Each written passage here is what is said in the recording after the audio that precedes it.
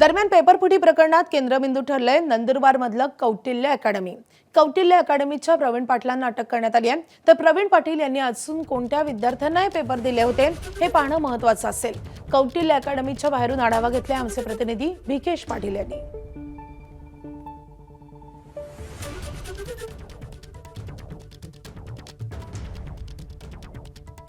MPSC मार्फत घेण्यात आलेल्या अन्न आणि औषध प्रशासनाचा औषध निरीक्षक पदाचा पेपर फुटल्याचा दावा करण्यात आला होता। अखेर एमपीएससीने हा पेपर फुटल्याचं मान्य केलं असून ही परीक्षा रद्द केली आहे।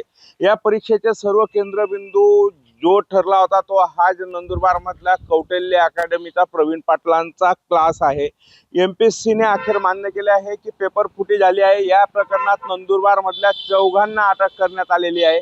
त्यात कौटिल्य अकॅडमीचे संचालक प्रवीण पाटील, विद्यार्थिनी ऋतुजा पाटलांचे वडील प्राथमिक शिक्षक अमृत पाटील आणि या प्रकरणातला जो तक्रारदार होता, सर्वात अगोदर ज्याने पेपर फुटीची तक्रार केली होती त्या गौरव पाटीललाही सीआयडीने ताब्यात घेतलेला आहे। एकूणच या प्रकरणात आता नंदुरबारचं कनेक्शन समोर आलेलं आहे। नंदुरबार हे केंद्रस्थानी आलेलं आहे। एकूणच कौटिल्य अकॅडमीचा प्रवीण पाटलांच्या चौकशीतनं अनेक धक्कादायक खुलासे समोर येण्याची शक्यता व्यक्त केली जात आहे।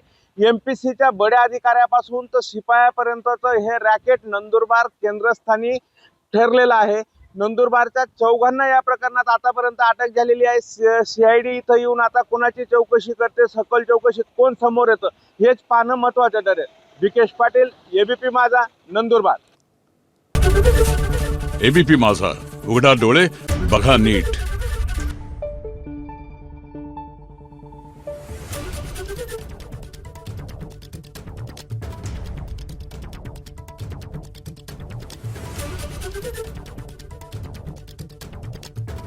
Thank you.